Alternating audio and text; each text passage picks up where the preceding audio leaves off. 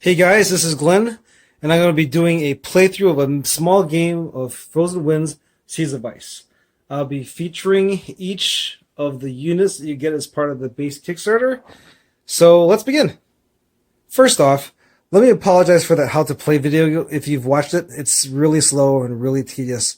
I apologize. So not the way we teach people how to play our games. At conventions, we just have them go through one round of play, maybe two, and by the end of that second round, most players can know the game by themselves, and we're just there just to help them get through some rule clarifications that they don't know about. We should have posted the rules, or at least the draft of the rules, and we are going to be using some of the techniques we use at conventions to make play go faster.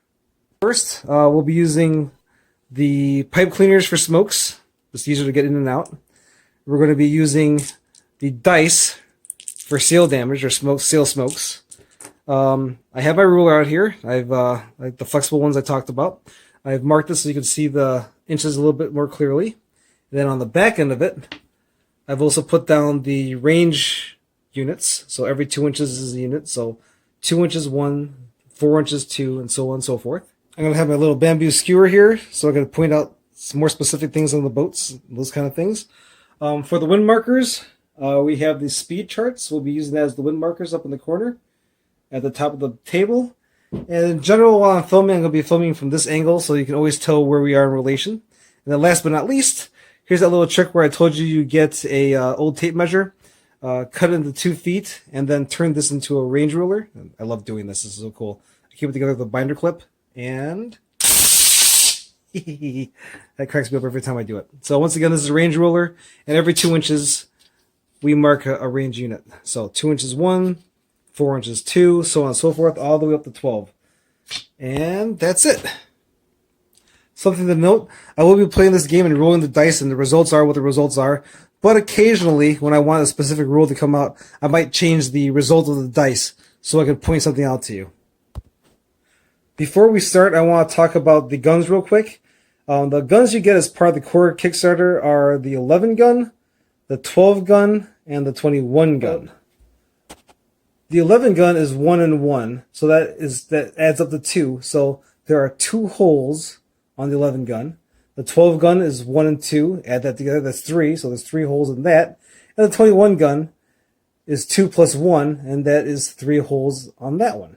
And the 11 gun is a little special because the 11 gun, let me see if I can do this with one hand. So the cannon's designed so that way, let's say it's ready to go. It doesn't have any smoke, so the gun is ready to fire. The cannon has a hole on top, like the good old-fashioned cannons from, ships of the line.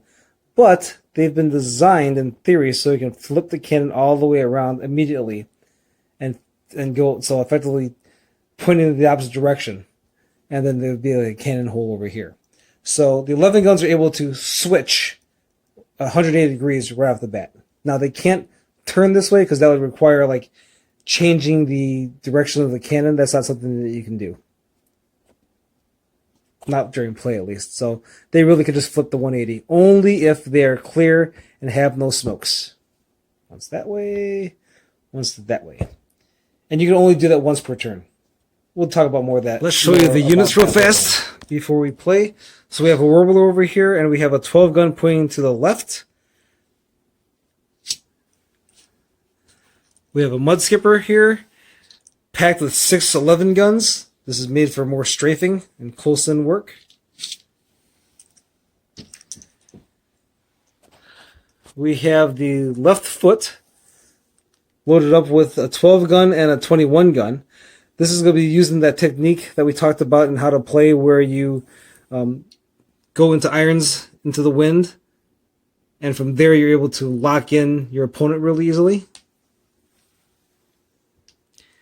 And we have the right foot, which is going to be using the same thing, but instead of one gun pointing only forward, or 2 guns pointing forward, we have one pointing forward and one pointing back. So not only can they go into the wind and lock in on a target in front of them, you can also lock into a target that's behind them. Okay, beginning of play. So there are no boats that need sail repairs, no boats that need to get their guns repaired. So we're going to roll for wind direction change right here on the table. We have the wind markers, which are just our speed markers up here on top. We're going to roll 2d6, and that gives us a 4. So wind is going to shift to the left. So we take him over this way and turn it at a 45-degree turn. So this is effectively the northwest part of the table, and the wind is coming from this direction. To determine which boat goes first, you go from the direction of the wind. So you draw an imaginary line from where the wind is at. This is the bamboo skewer here to make it a little bit better. So if you were to slowly sweep across the board with the direction of the wind, you'll see that the left foot, then the right foot will go. Then way over here will be the warbler, and then the mud skipper. So if you look at the left foot, this is the way it's pointing, this is its heading. And if you compare it against the speed chart, remember the left foot is a catamaran, so that goes off the B chart.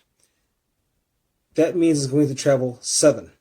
See how that lines up with that? There we go. So we've determined the left foot can travel at a speed of 7. Now it's the left foot's time to move. Now when a boat is moving, they're able to move their full distance up to 7, well up to 7, which is in this case up to 7, then turn, then move, then turn again. The turns are 45 degrees or less, or they have the option of turning, then moving, turning, then moving. And the speed is going to be determined by whatever direction they're at. So right now, as we showed before, it's going 7. You can turn it 45 degrees. When you compare its heading to the movement chart, it's still able to travel 7. There you go. But let's say the boat was in this direction. So once again, compare it to the movement chart, it's 7. So it's able to go 7, turn 45 degrees, at which point we check the speed again, and you see it in this direction, and if you compare it to the movement chart, it can only go 5. Let me see if it can line up better. Sorry about the shadow. And 5. So now it can only travel forward 5. Hopefully that makes sense.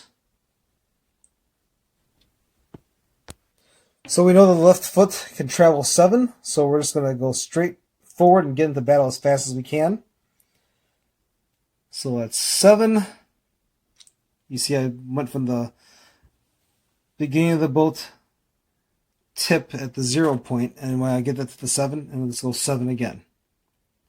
I'm not going to show measuring anymore, just so you know, because I think everyone knows how to measure things. I just want to show you that you have to keep things lined up with the side of the boat. The right foot likewise is going to travel 7 also.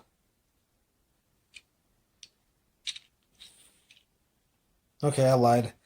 I'm showing you how to measure the movement. I'll try to avoid doing that. So the warbler is going to be the next one to move, and this is a little bit. I want to talk about close haul and going irons. So he's pointing in this direction. Now, if I come over here and compare him to the movement chart, he is a trimarine, and he's going close haul. So close haul means right next to the wind. So he's able to travel 6. So let's bring him back over here. Measure 6. And now he wants to turn 45 degrees. Now that might have been a mistake for him, because once again, if we compare him to the direction of the wind, and go over here, we see that he is facing directly into the wind. So that is what's called, in naval terms, going into irons. That means that your sails have flattened out like you've taken an iron to them. So that means he's now done. He's not going to move any longer. Now it's the mud skipper's turn to move. He's able to travel 5 from this direction, which once again is close haul. Close haul means you're just off of facing directly into the wind. So he's going to travel 5. He's going to turn 45 degrees this way, which means he's no longer at close haul, and he's able to travel 7. So let's place it at 7, and there we go. So beginning of the next turn, no sails to be repaired, no guns to be repaired. We roll for wind direction. And it's 6, so it's going to stay steady, going from that direction.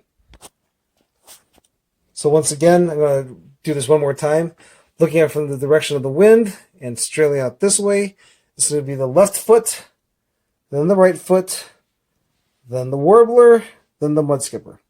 And they're going to start mixing into each other, so I'll start using those pennies now also.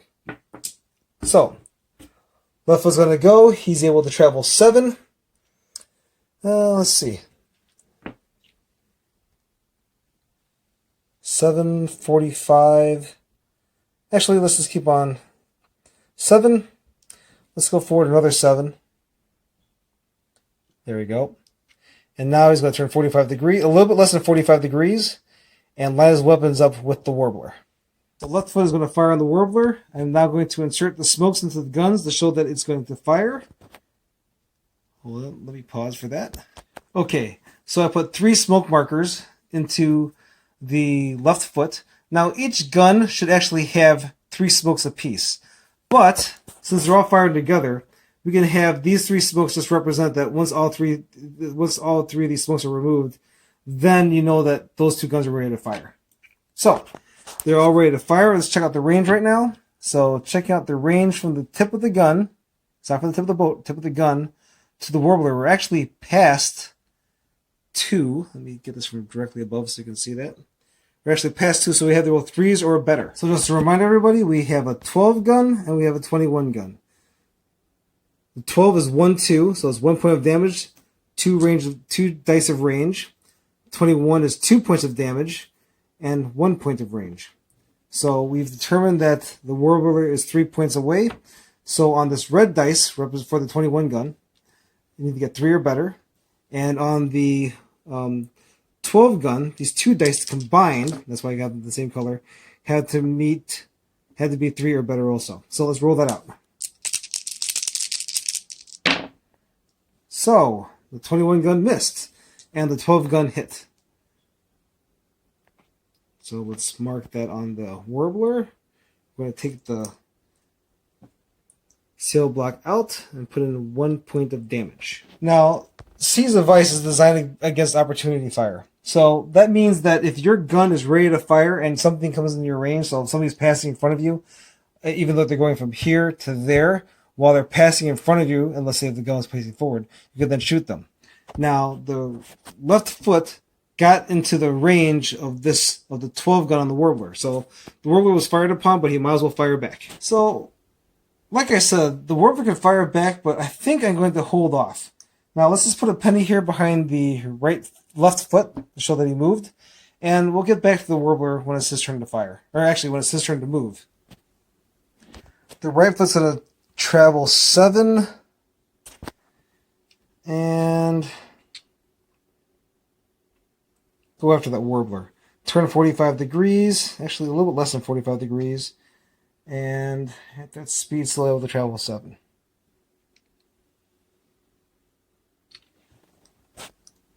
Okay, so now let's move the Warbler. Remember, before, when the left foot had moved up the Warbler, his guns were free, and he could have then fired at the right foot. The left foot.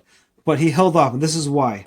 So, remember, last turn, he had just moved into irons, so he was at a dead stop. Now, the thing is, he's still in irons, so you might be thinking to yourself, well, how do you start moving again?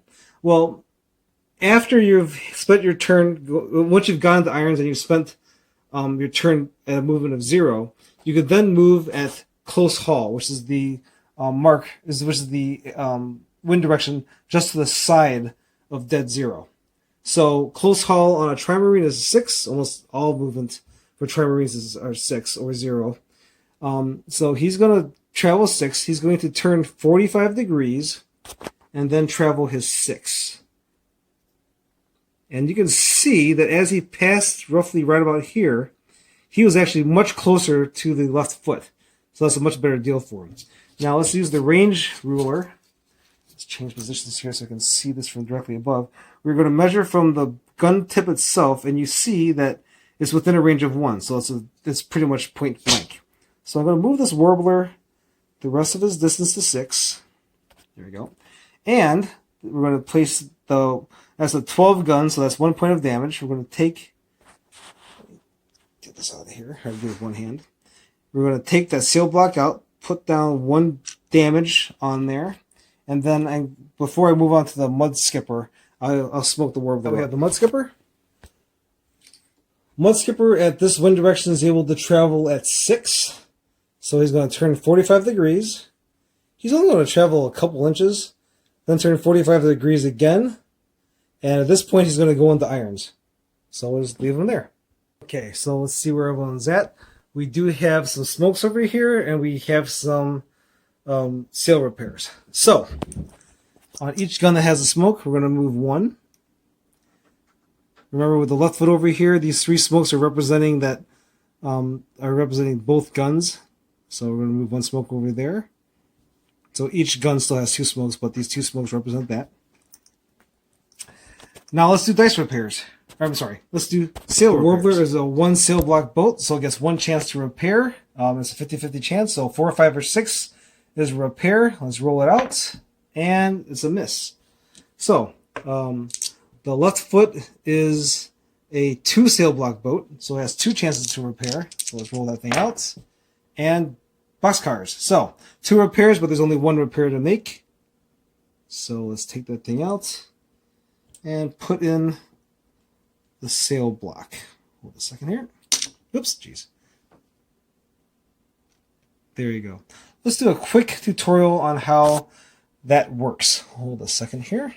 So we have here a sail block. And the way this works is you're supposed to get, so you get 1 smoke of damage, you get damaged by 1 point, then 2 points. And that's supposed to look like this. Okay, so 2 points of damage. That is hole number 1 in the sail, hole number 2. Then if you get a 3rd point of damage, you actually remove that entire sail. Let's see if I do this with 1 hand. I can't hold this again. Okay, so now you're down to 1 sail. So if you were to make repairs to this, so this would be on dice, this would represent 3. If you were to make repairs to this, you can't. There's no sail to repair. So if there is only, so let's go on to the next one. Let's say you get 1 more point of damage. So that would be a 4. There's 4. So that would be a 4. Let me put the smoke in. Well, let me put the phone down. Hold a second. Okay, so we have the smoke in the sail. Now at the end of the turn, or actually the beginning of the next turn, you're able to make sail repairs. So if you rolled a d6, you have a 50-50 chance. Let's roll that thing out. You got a 4, so there. 4, 5, and 6 to get it to repair. You then remove that smoke.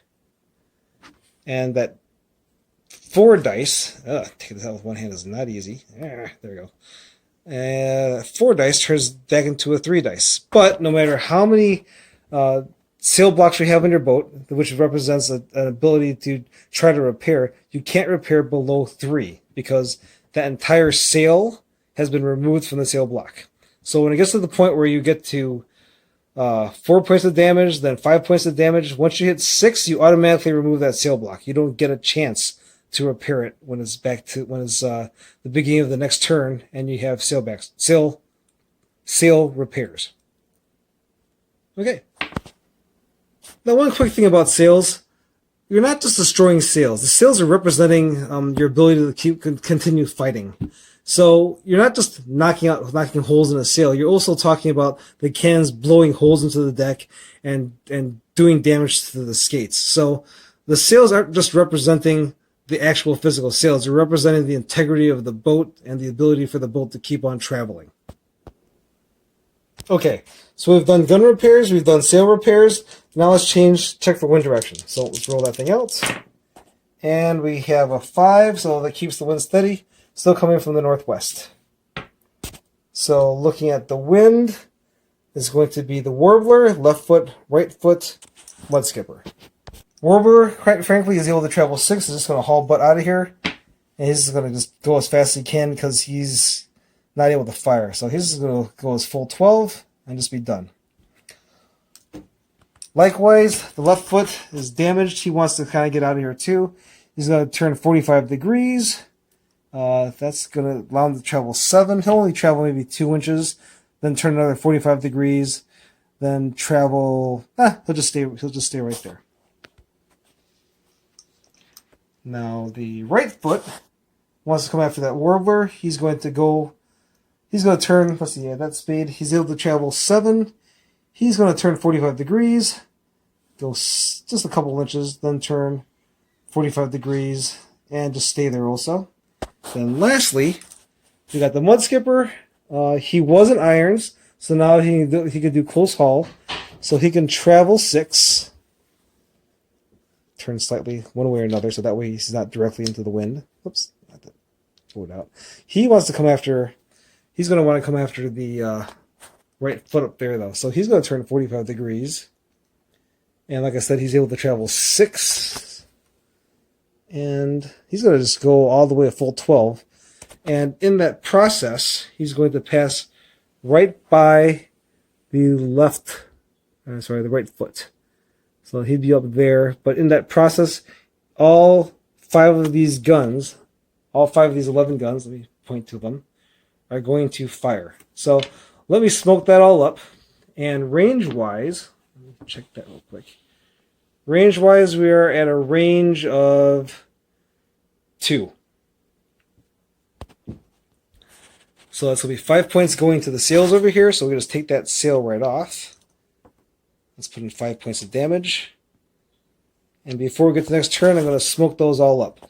In actuality, once again, all these guns have fired. We're going to just use these 2.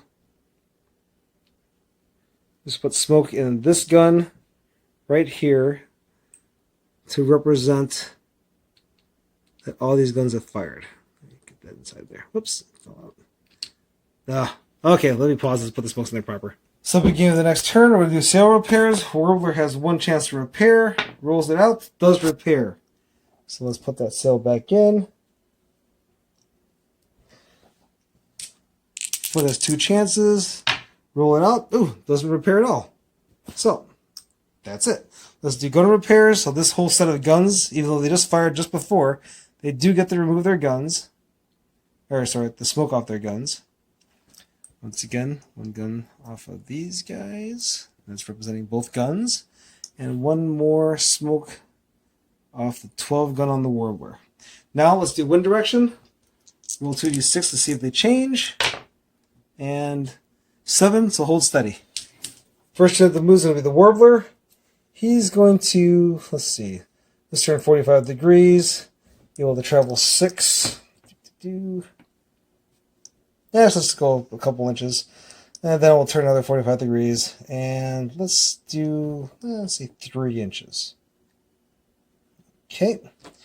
Now, Mud Skipper. What does the Mud Skipper want to do? He knows that this guy can't fire yet, so he's going to go up in front of him. Because right after that, he will be able to fire. So let's do something a little bit more risky. At the speed, he's able to travel 6. So let's go forward 6. Actually, let's go forward 3. Do a 45-degree turn. And from here, he's able to travel 6 again. And let's do 6. Okay. Next one's going to be this guy. He sees the opportunity to come after the Mud Skipper. Mud Skipper wasn't thinking very well. And just so you know, if you play me again at conventions, I'm so used to designing and running these games, I don't play anymore. So people kick my butt on a regular basis. So if you're at a convention and you want to win a medal, come play against me. Trust me, I'm not going to win. Okay, so let's go forward 5. He's able to travel 5. So we get as close as he can. So it's going to be point blank. Actually, let's go back. Let's only travel 4. He's going to be point blank at this point. He's going to fire. So that'll be the 3 smokes. And that's not point blank. I think that's going to be, yeah, that is a range. Measuring from the gun barrel itself, that is going to be a range of 2. So, but he thinks he could probably make that. He's going to roll that out. Hopefully 2 or better. Got a 5. Cool, he hits. So there's 2 points of damage to the Mud Skipper. Let's take out that sail. Put in 2 points. There we go. And we'll smoke up this guy. Hold a second. Let me pause. Smoke that guy up. And let's see. Left foot. What do we want to do with him? He's going to turn. Oh, you know what? Yeah, that's right. He didn't actually move the rest of his turn. So he's going to turn 45 degrees. And he's back at the irons again. I forgot that also. Oh, like I said. Play me at a convention. You'll win every dang time. Okay, so left foot. I'm sorry about the shadow, guys. Left foot. So he's just going to turn 45 degrees, which is going to place him in irons, so he's not going to move. And then he's going to turn another few degrees just this way. I think his intention is to come back here and swing after the... Hey guys, so at this point I've shown you every major part of the game. There's very little left besides this. Anything else that might be missing, I have inside the rules. There's one thing I did goof up. I am used to running conventions, so we did do in the rules it says you're supposed to do wind direction change first, that roll, and that's when the round starts. I started off with the smokes and the sails, only because when you're at a convention, there's usually so much noise going on. This sort of gives people a chance to just get that sort of record-keeping stuff out of the way first. Then you can get to the game and you just sort of jump into it. Now, the only thing left that people always ask about is ramming. And, well, what can you do? That's still in testing. We have a few judges testing that out. And doing ramming rules is really difficult. I really would like to say let's ban ramming completely, but that never happens because everybody wants to ram. So we are working on the rules. That's coming, so don't worry about that. Oh, I forgot to mention, dying. So the moment a boat has all of its sails removed, it's now dead. The second that happens. So when the last shot comes out there and the points are removed, is removed at that moment. It doesn't get the fire back. So if you are a ship and you feel like one more shot you're going to die, you better get off that. You better announce that you're going to fire off a shot, no matter how far away the thing is, before you're shot. Because once you're shot and you're flipped over, you can't respond. So I wanted to show you this thing real fast. This is the Warbler, and this is like its main configuration. You have one gun going left and right, and you have one gun going front and back. So this is really efficient. I actually like the Warbler, so you can really like sort of gang up on people with a bunch of Warblers. So this is my favorite configuration. One little video after this that's talking about shifting. That's one thing that's really cool about naval games. So I want everyone to see that. It's really handy, and you'll see how important it is once I pull it up. And then the last thing is, at this point, we've been funded. And actually, I think last I checked, we're almost at the $1,000 stretch goal. I think we're only like $30 off of that. So thank you very much, guys. It means the world to us. This is our first Kickstarter. We've screwed up a bunch of things. Yeah, these videos are horrible, but hopefully we'll be able to improve this in the future. We've learned quite a bit. We know what equipment we need to get. And you guys are awesome. Thank you very much. So as you can see in this situation, if he turns 45 degrees and then travels forward, he'd then be able to get into a shooting position because his gun's fired to the right. But if he did that, he'd fall off the table. Now the thing is, remember, we are supposed to be on a big sea full of ice. So it's not like you're stuck on your relative positions. Now that's one nice thing about naval games. You can sit there and maneuver, and once you get too close to the edge of the table, you can then shift everybody. So what I'm going to do is take every boat and shift it. Let's see. This guy seems to be the closest to the edge over here. I'm going to shift everything, let's say 6 inches. So he's going to go up 6 inches. Let's move the penny along with him. This is going to go up 6 inches. This is going to go up 6 inches.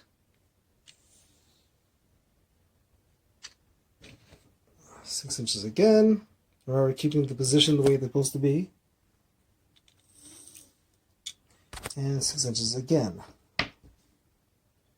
So a little tricky. There we go.